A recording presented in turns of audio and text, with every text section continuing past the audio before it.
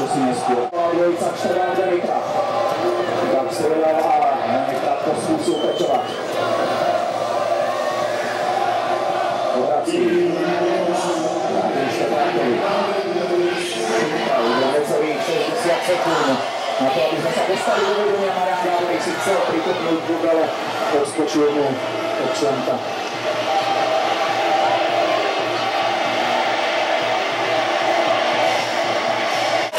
Čisté šance, mohol poslať Martin do vedenia, nevadí.